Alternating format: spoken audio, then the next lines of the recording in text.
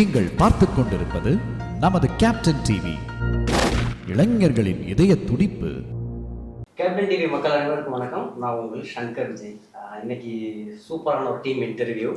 நம்ம வீட்டு பிள்ளை, நம்ம இடம், நம்ம இடத்துல இருந்து நம்ம நிறைய கேட்க போகிறோம். அண்ட் இது இன்டர்வியூ அதெல்லாம் தாண்டி நமது கேப்டன் அவர்களோட ஒரு ட்ரிபியூட்டாக தான் நம்ம சொல்லணும். அண்ட் எனக்கு ரொம்ப பெருமையாக இருக்குது நம்ம இடத்துல நம்மதுலேருந்து எடுக்குது சார்.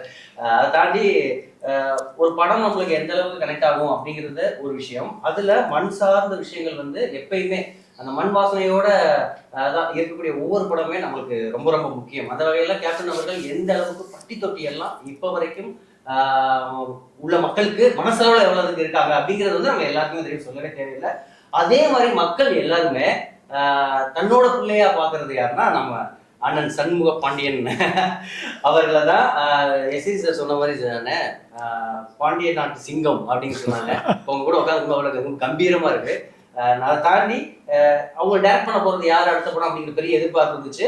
அதுக்கப்புறம் ஒரு கமர்ஷியல் ஹீரோவா பக்காவா கேப்டன் அவர்கள் உள்ள அந்த ஹியூமர் சென்ஸோட ஒரு படம் பண்ணணும் அப்படிங்கிற ஒரு விஷயம் எல்லாருக்குமே எதிர்பார்ப்பு இருந்துச்சு. அப்படி யாரு இப்ப இருக்கக்கூடிய டைரக்டர் அப்படின்னு நம்ம யோசிச்சு பார்த்தோம்னா நம்ம எல்லாருக்குமே தெரியும். முக்கியமா கே எஸ் ரவிக்குமார் சாரா இருக்கட்டும், ரொம்ப லென்த்தா தான் சொல்லுது, நம்ம ட்ரிபியூட்ங்கிறத நான் சொல்றேன்.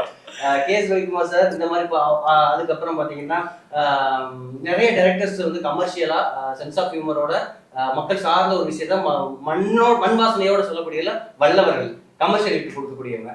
அந்த வகையில சாரை பத்தி சொல்லவே தேவையில்லை. பொன்ராம் சார் வந்து டைரக்ட் பண்றாங்க அப்படின்னு சொன்னோன்னா எல்லாருக்கும், முக்கியமா கேப்டன் அவர்களோட ரசிகர்கள் எல்லாருக்குமே பரவாயில்லப்பா நம்ம பிள்ளைய வந்து சூப்பரா வேற லெவல் பண்ணோட பார்க்க போறோம் அப்படிங்கிற சந்தோஷத்தோட இருந்தாங்க. நிறைய விஷயங்கள் ஷேர் பண்ணிக்க போறோம். நம்ம கூட யாரா இருக்காங்கன்னா இந்த படத்தோட டைரக்டர் நம்ம பொன்ராம் சார் இருக்காங்க. எஸ், நம்ம வீட்டு பிள்ளை, தமிழக மக்களோட பிள்ளை சண்முக பாண்டியன் வந்து நம்ம கூட இருக்காங்க. நிறைய விஷயங்கள் ஷேர் பண்ணிக்க போறோம். அண்ணா வணக்கம். வணக்கம் சார். வணக்கம் சார். நிறைய சேனல்ல நீங்க வந்து இன்டர்வியூ கொடுத்துருப்பீங்க. இருந்தாலும் நம்ம கேப்டன் அவர்களுடைய நம்ம சேனல்ல வந்து ஒரு உள்ள கூடும்போது சொன்னேன், நம்ம சேனல்ல தான் சொன்னேன். அது இருக்கும்போது எங்களுக்கு கலகலப்பான ஒரு படம் வரப்போது மட்டும் கண்டிப்பா நல்லா தெரியும். அதை தாண்டி மதுரை அண்ணன் மதுரை ஸ்லாங்ல கேட்கும்போது அவ்வளவு சூப்பரா இருந்துச்சு. ஃபர்ஸ்ட் எனக்கு வந்து என்னன்னா லுக்கு, இன்னைக்கு உள்ள 2K கிட்ஸ் ஒரு பக்கம் இருந்தாலும் ஆனா வந்து கம்பீரமா ஒரு பக்கம் ஃபைட் இதெல்லாம் எல்லாம் தாண்டி அந்த லுக்கு பார்க்கும்போது தூரத்தேடி முழக்க நம்ம சாரோட எனக்கு அப்படியே அது ப்ரிப்பேர் பண்ணல, யதார்த்தமா அந்த இது வரும்போது பார்ப்போம் அந்த மாதிரி வரும்போது இருந்துச்சு. அப்படி உங்க மீசஸ் எல்லாம் பார்க்கும்போது அவ்வளவு சூப்பரா இருந்துச்சு.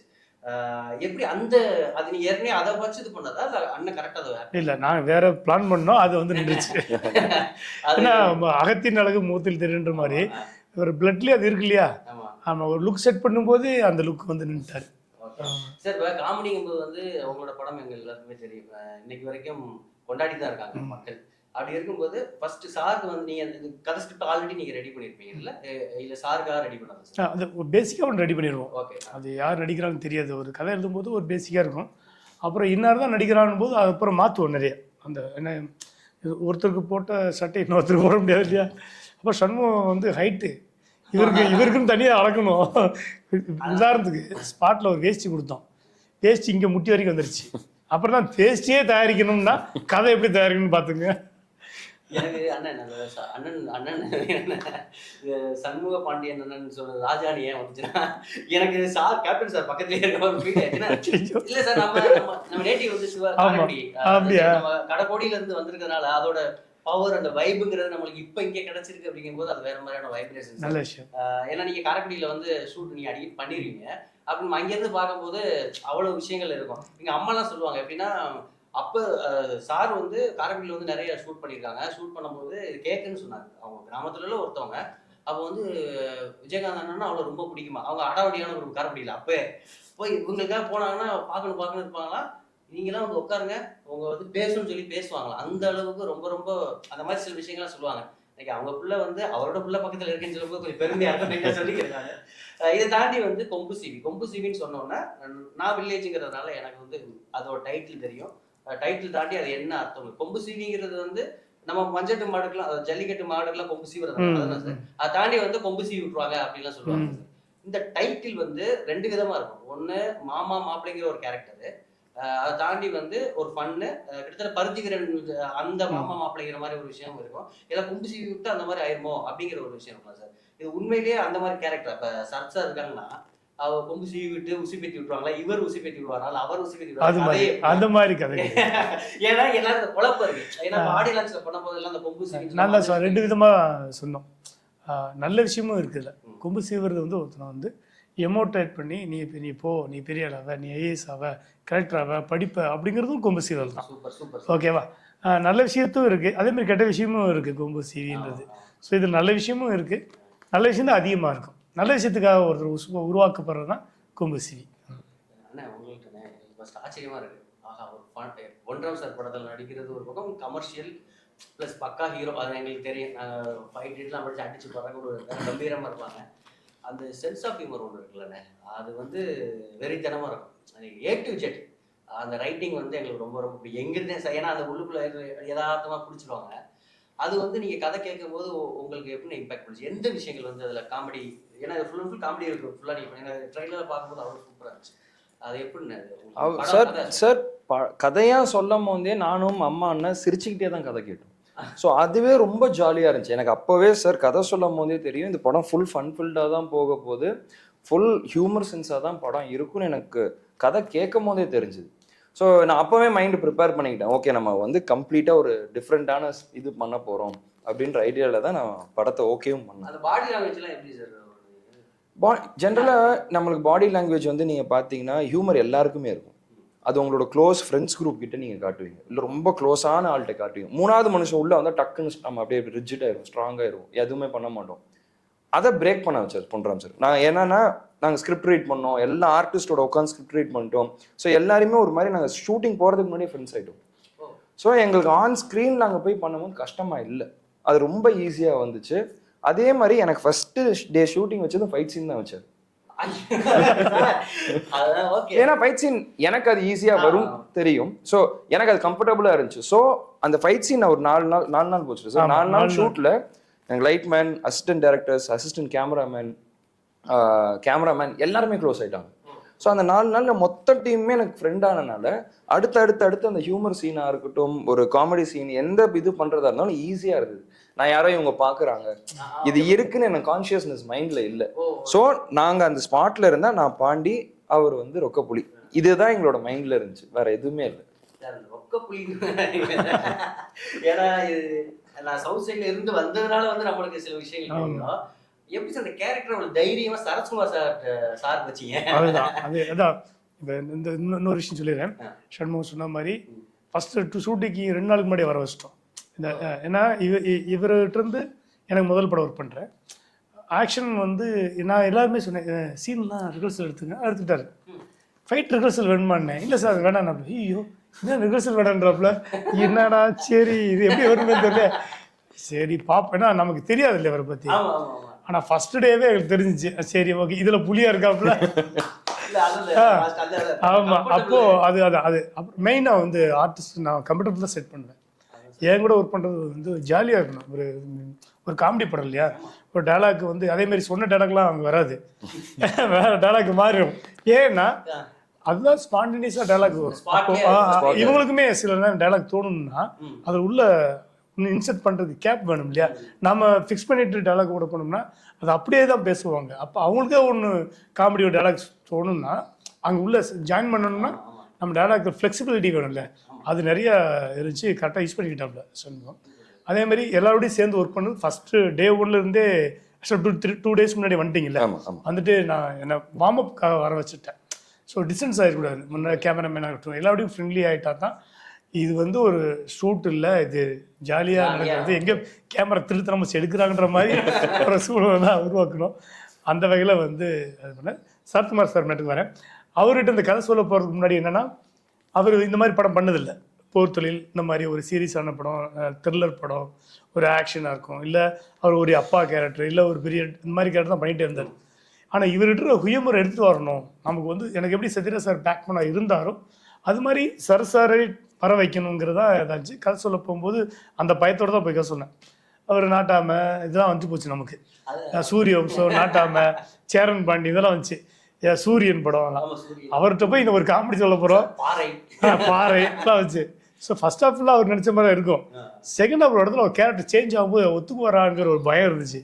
ஆனால் அங்கே பொழிச்சு சிரிச்சிட்டார். சிரிச்சுட்டு சூப்பர் என்ஜாய் பண்ணி கேட்டு உடனே ஓகே சூப்பர் பண்ணுறோம் நல்லா இருக்குது. அப்புறம் யார் என்னார் ஷண்முகம் சொன்னேன். சூப்பருங்க சொல்லிட்டேன். அவர் ஹாப்பி ஆகிட்டார். நான் எமோஷனல் ஆகிட்டேன் டக்குன்னு. அப்படியே டக்குன்னு பின்னாடி போயிட்டார். கேப்டனோட நினைவுகளுக்கெல்லாம் போயிட்டார். போட்டு என்னை எப்படி அவர் எனக்கு லைஃபே முடிஞ்சு போச்சு சார், லைஃபே முடிஞ்சு போச்சுன்னு தான் இருந்தேன். அந்த நேரத்தில் வந்து எனக்கு வந்து கொடுத்தாங்க, கேப்டன் சார் தான் கொடுத்தாரு.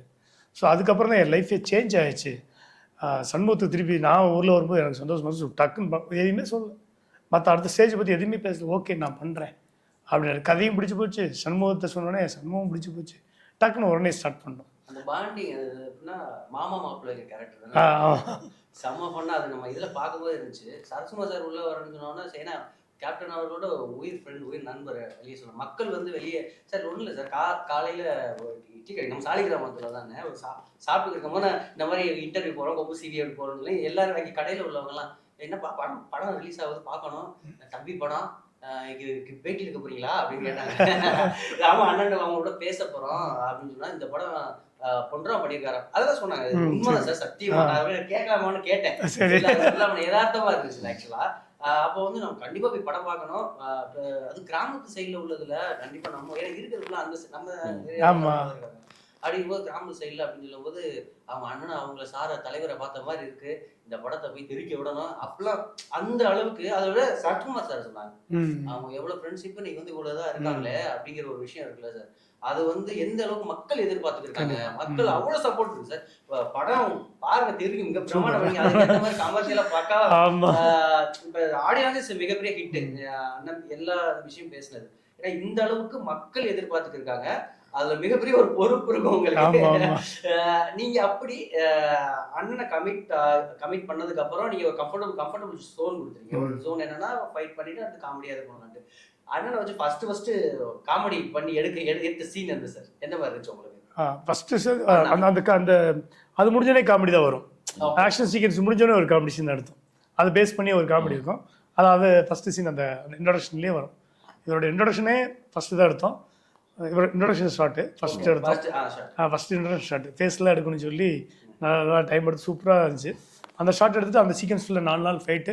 அப்புறம் அதை பேஸ் பண்ணியிருக்க சீன் தான் எடுத்தோம், காமெடி சீன். கொம்பு சிவி டைட்டில் எப்படி சார் நீங்க ஏற்கனவே வச்சிருந்ததா? ஆமாம் ஆல்ரெடி இருந்தது தான். ஆல்ரெடி சும்மா அது யோசிச்சு வச்சுருந்தேன் இந்த படம் பண்ணால் கொம்பு சீன் பண்ணணுன்னு. அது முன்னாடியே யோசிச்சுதான். இப்போ என்னன்னா மதுரை சைடில் நாங்கள் பார்க்க போகிறோம். பட்டி தொட்டி எல்லாம் பட்டை கிளப்புறாங்க. மிகப்பெரிய எதிர்பார்ப்பு நம்ம சைடில் இருக்கு. அது மதுரை தேனி நம்ம அங்கே சொல்லவே தெரியல. இது நம்ம என்ன சிட்டியில் இருந்தாலும் அங்கே பார்க்க போகிறது ஒரு மிகப்பெரிய இதாக இருக்கும். நீங்கள் அங்கேயே தானே இருந்தீங்க மதுரையில். இப்போ நீங்கள் சென்னையில் இருந்துருப்பீங்க. நிறைய அந்த விவேக சார் கூட வந்து சேர்ந்து ஒர்க் பண்ணுறோம். ஒரு கதையில் அந்த கேரக்டர் அந்த டைலாக்ஸ் அதெல்லாம் தாண்டி யதார்த்தமான மதுரை நம்ம சொந்த ஊரில் அங்கே இருக்க அந்த ஃபீல் எப்படி இருந்துச்சு? எனக்கு இது ஃபர்ஸ்ட் படம் இல்லையா மதுரை வீரன் நான் பண்ண அங்கேயே நான் இருந்தேன். அது வந்து நான் கல்லுப்பட்டி அங்கே அந்த சைடு சுற்றி இருந்தேன். இந்த வந்து ஃபுல்லாக தேனி இந்த சைடில் இருந்தோம். ஸோ எனக்கு ரெண்டுமே வந்து வெரி க்ளோஸ். ஏன்னா எல்லாரும் யாரை வந்து நம்ம மக்கள் என்னை பார்த்து பேசுகிறாங்களோ அப்பாவை பற்றி அவ்வளோ நல்லா நிறைய விஷயம் சொல்லியிருக்காங்க. அப்பாவை மிஸ் பண்ணுறது வந்து என் மூலியமாக பார்க்குறேன்னு சொல்லியிருக்காங்க. இதெல்லாம் கேட்கும்போது ரொம்ப சந்தோஷமாக இருந்தது. அந்த மாதிரி இந்த சைடு நம்ம ஊர் சைடுக்கெல்லாம் போனால் நான் எல்லாருக்குமே மாப்பிள்ளை மச்சான் மாமாண்டா உறவு கொண்டாட ஆரம்பிக்கிறாங்க. அதான் உறவு கொண்டாட ஆரம்பிச்சிட்டாங்க. ஸோ அதுவும் எனக்கு பார்க்கும்போது நல்லா இருக்கும், வித்தியாசமாக இருக்கும். நானும் அவங்களோட உட்காந்து பேசியிருக்கேன். எனக்கு ஸ்லாங்காக இருக்கட்டும் பாடி லாங்குவேஜாக இருக்கட்டும் அங்கே உட்காந்து அவங்க ஊர் மக்களோட பேசும்போது நான் நிறையா அங்கே இம்ப்ரூவைஸ் ஆச்சு. பேசிக்காவே நம்ம ஊர் உள்ளது.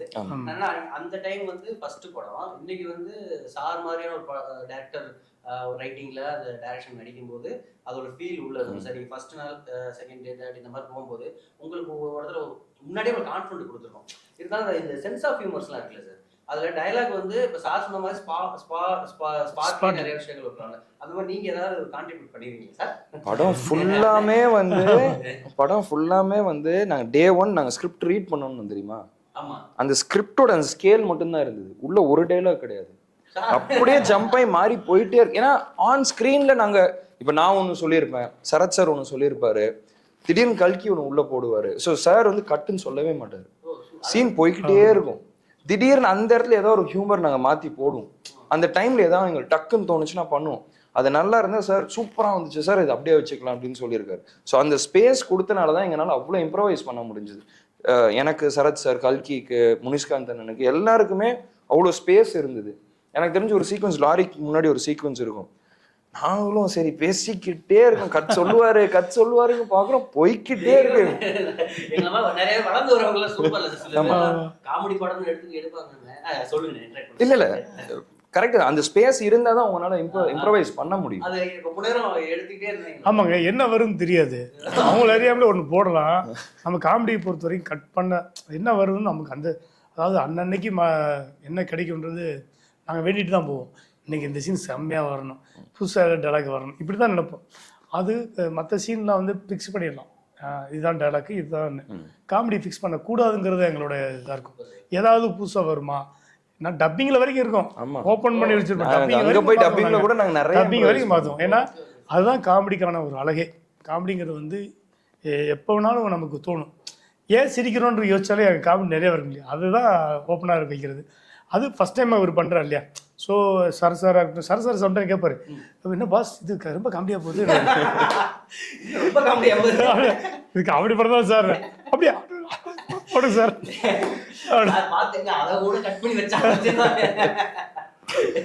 ஸோ அது மாதிரி என்ஜாய் பண்ணி பண்ணாங்க. Super sir. ஏன்னா இங்கே நிறைய பேர் இண்டஸ்ட்ரியில் நிறைய டேரக்டர்ஸ் இருக்காங்க, காமெடியாக பாடல்கள் ரொம்ப சீரியஸாக இங்கே நடக்கும், சைலண்டாக இருக்காங்க, காமெடி பண்ணுவாங்க. ஆனால் இந்த மாதிரியான ஸ்பேஸ் வந்து ஏன்னா ஆடியன்ஸுக்கு வந்து அவ்வளோ கனெக்ட் ஆகுது சார். அது ஈஸியாக வந்து அவங்களை சந்தோஷப்படுத்துங்க. அதுதான் புதுசாக இருக்குது. ரைட்டிங் தாண்டி வந்து யதார்த்தமாக ஸ்பாட்டில் வருது.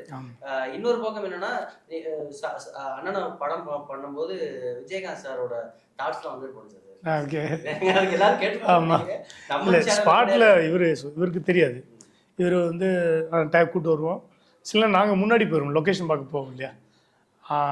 எங்கள் அண்ணன் மகனான்னு வந்து நிற்பாங்க. அப்படிலாம் நிறைய பேர் வந்துருங்க, அண்ணன் வந்திருக்காரான்னு கேட்பாங்க. அண்ணன் மகன் யாரை கேட்குறாங்க அப்படிலாம் இவரத்தையும் கேட்டிருப்பாங்க. ஸோ அந்தளவுக்கு உரிமையாக கேப்டரை வந்து அண்ணன் மகன் என் ஊரில் சொல்ல முடியாது. அண்ணன் வேண்டானா, அண்ணன் இருக்காப்லையா, ஒரு பாட்டு போலாம்ப்பா, அண்ணன் மகனா யார் இவரை. ஸோ அந்தளவுக்கு பாசம். அது கேப்டனுடைய மறைவு வேற ரொம்ப மக்களுக்கு வந்து ரொம்ப பாதிப்பு உண்டு பண்ணுது. அந்த முடிஞ்சு ஒரு 6 மாதம் நாங்கள் ஷூட்டிங் வந்துட்டோம். ஸோ எங்கே திரும்பினாலும் மக்கள் அவ்வளோ கூட்டம் வருவாங்க. கூட்டம் வந்து சில சாப்பாடு, மட்டன் குழம்பு, சிக்கன் குழம்பு, அதெல்லாம் வந்து நாட்டுக்கோழி குழம்புலாம் வந்துடும். ஸோ பாசத்தை அப்படி காமிச்சோம். ஒரு முறை வந்து மலை மேலே உயரத்தில் ஷூட் பண்ணிகிட்டு இருக்கோம். கீழேருந்து சவுண்டு பாட்டாக கேட்குது. எங்களுக்கு நாகரால் ரெக்கார்ட் ஆகிட்டே இருக்குது. ஃபுல்லாக கேப்டன் சாங் போயிட்டுருக்கு. ஒரு பக்கம் சரசார் சாங் போயிட்டுருக்கு. மாறி மாறி போயிட்டுருக்கு. அண்ணன் எப்படி காட்டினாங்க, இப்படிலாம் காட்டினாங்க. ஏன்னா அது 2 ஊர், இந்த சைடு ஒரு ஊர், இந்த சைடு ஒரு ஊர். நாங்கள் நடுவில் மேலே மலையில் நிற்கிறோம். ஸோ அங்கே பாட்டு போட்டாலும் எங்களுக்கு கேட்குது, இங்கே போட்டாலும் கேட்குது. எங்கள் மைக்கில் 2 சாங்குமே மிக்ஸ் ஆகி வருது. நம்ம வந்து பாட்டு ஆஃப் பண்ணணும்னு சொல்ல முடியாது, ஆடுறது நம்ம பாட்டு அப்படிலாம் வேற லெவல். ஆமாம் சார். அதுக்கப்புறம் கேப்டன் அவர்கள் அப்படின்னு சொன்னோம்னா நம்மளுக்கு அம்மா சின்ன பிள்ளையா இருக்கவங்கன்னா இந்த பொதி டிவிலாம் அவர்கள் அப்போ தான் போடுவோம் படம். நம்ம 4:20 அந்த டைமில் பார்க்கும்போது கேப்டன் தலைவர் ரஜினிகாந்த் சாரை ரொம்ப பிடிக்கும், சரத்குமார் சார், இவங்கெல்லாம் நம்மளுக்கு அப்போ உள்ள முக்கியமானவங்க. அதாவது எங்கள் காலகட்டத்தில் நான் 96 நான் அந்த டைமில் தானே நடக்குது. 2006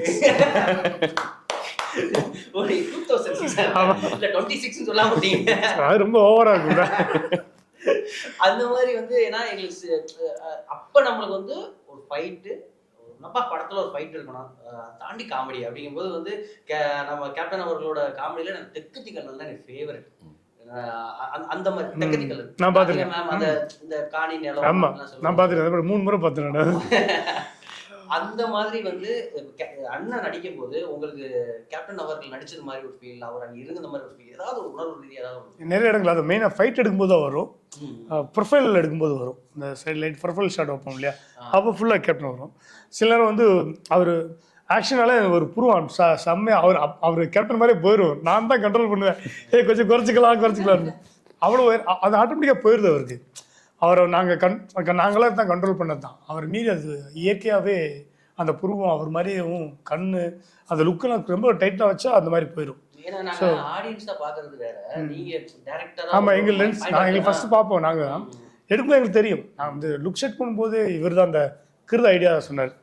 நான் கிருதா லாங் கிருதா, ஆமாம் லாங் கிருதா வைக்கலான்னு. சாரோட அந்த கிருதா வந்து பயங்கரமா சார். ஸோ நம்ம ஒரே நேரத்தை கட் பண்ணல, ஒரு நாள் கொஞ்சம் குறைச்சிட்டோம், 2வது நாள் லுக் ஷெட் ஒரு 2-3 வாட்டி லுக் ஷெட் பண்ணிட்டே வரும்போது தான் அந்த கிருதா மேட்டர் லாக் ஆனதுக்கப்புறம் தான் எங்களுக்கே ஒரு ஹாப்பி ஆச்சு.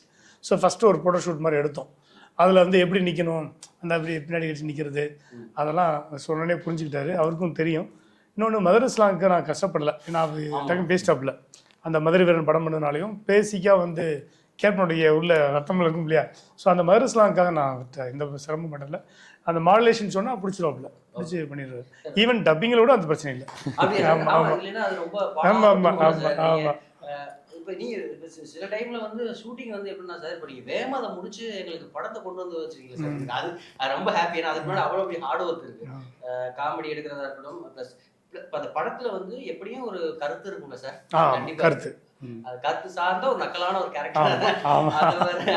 ஆனா நீங்க பண்றது நம்ம ஊர்ல சொல்லுவாங்க, மாப்பிள்ளையை சேர்ந்து பண்ற அநியாயம் இருக்கே அப்படின்ற மாதிரி பார்க்கும்போது அந்த காம்பினேஷன் வந்து எங்களுக்கு அப்படி இருந்துச்சுன்னு. உங்களோட பேர் அப்படி இருந்துச்சு, ஏன்னா சாரோட பேர். ஏன்னா இப்போ சத்துமார் சார் பாத்தீங்கன்னா 2K கிட்ஸ்ல செல்லக்குட்டி டார்லிங் அந்த ட்ரெண்டிங்ல இருக்காரு, அந்த கனெக்ட் ஆயிட்டாரு. அது இப்போ வரும்போது நம்மளுக்கு பார்க்கும்போது அவ்வளவு பார்க்கும்போது சினிமா தாண்டி கேப்டன் அவர்களோட பையன் அண்ணன், அவங்க நம்ம அண்ணன் அப்படி ஃபீல்லாம் தாண்டி ஒரு கேரக்டரா பார்க்கும்போது அவரோட கனெக்ட் ஆச்சு.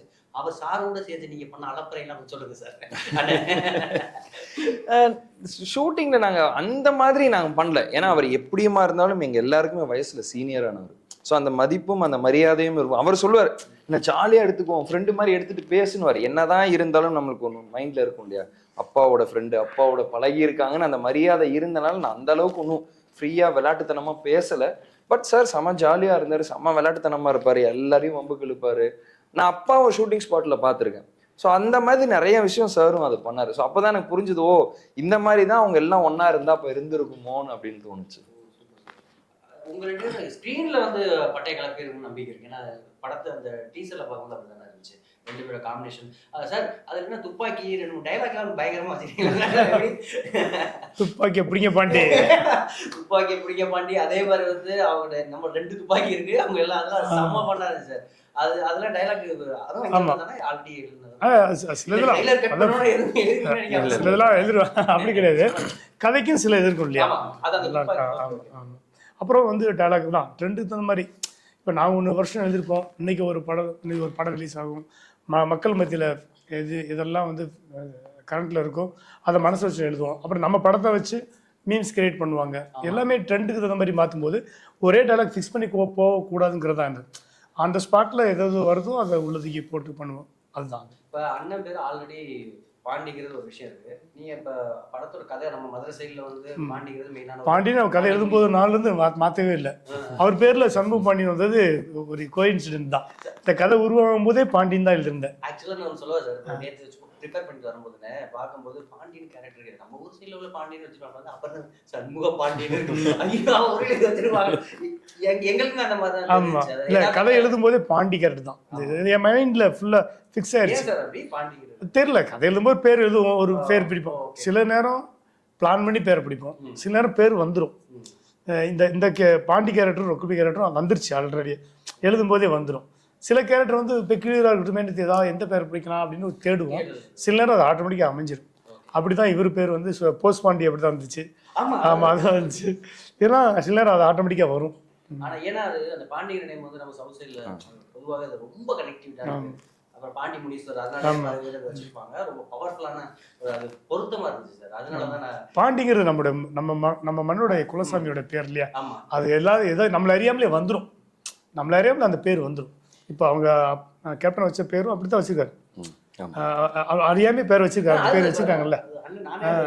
பெரிய வந்து ராஜான்னு சொல்லிட்டேன், ராஜா அது இருந்து இன்னும் வெளியே வரல. தப்பா அந்த மாதிரி. ஓகே, இது இன்னொன்னு இப்போ சார் காமெடி இதெல்லாம் போயாச்சு, இப்போ நம்ம ரொமான்ஸ்க்குள்ள வருவோம். அங்கதாங்க ஏன்னா நம்ம தலைவர் ரொமான்ஸ்லி பட்டே பிரிச்சுருவாரு, அது வாய்ப்பே இல்லை. நம்ம எப்பயுமே நம்மளுக்கு இன்ஸ்பிரேஷன் தானே. அந்த மாதிரி இருக்கும்போது ரொமான்டிக் சீன் சொல்ல இப்போ சார் சொன்னாங்க, சார் சொன்னாங்க ரொமான்ஸ் கொஞ்சம் அது நீங்க சொல்லுங்க சார். அவர்கிட்ட கேக்குறீங்களா? சரி, அண்ணன் கேட்கிறேன் ரொமான்டிக் அண்ணே வெக்கப்படுறேன். இல்ல ரொமான்டிக் சீன்ல ஒன்றும் நீங்க அது சரத் சார் சும்மா விளையாட்டுக்கு சொன்னாரு. அது ரொமான்டிக் சீன் ஜென்ரலா இந்த படத்துல ஒன்றும் இல்லை, பெருசா இல்லை. இப்போ நம்மளுக்கு ஒரு போலீஸ்க்கும் ஒரு திருடங்களுக்குள்ள நடக்கிற இதுதான் இந்த இது. திருடனா லைக் அந்த அக்யூஸ்டிக் நடக்கிற இதுதான் எனக்கும் ஹீரோயினுக்கும் இருக்கும். ஸோ அதுல அந்த அவங்க 2 பேருக்கு ஒரு லவ் வந்தா எப்படி இருக்கும்னு தான் பிளே ஆயிருக்கும். ஸோ ரொம்ப இந்த லவ் ஸ்டோரி மாதிரிலாம் ரொமான்ஸ்லாம் இருக்காது. ஸோ ஒரு எலியும் புனியும் மாதிரி தான் இருப்பாங்க, அந்த மாதிரி தான் இருக்கும். அது ஆக்சுவலா கியூட்டா இருந்துச்சுண்ணே. அது ஆக்சுவலா அதுதான் நான் 2 3 சீன் தான் பார்த்தோம். நம்ம எதுனாலும் கேட்கல, உண்மையில அது நல்ல கனெக்ட்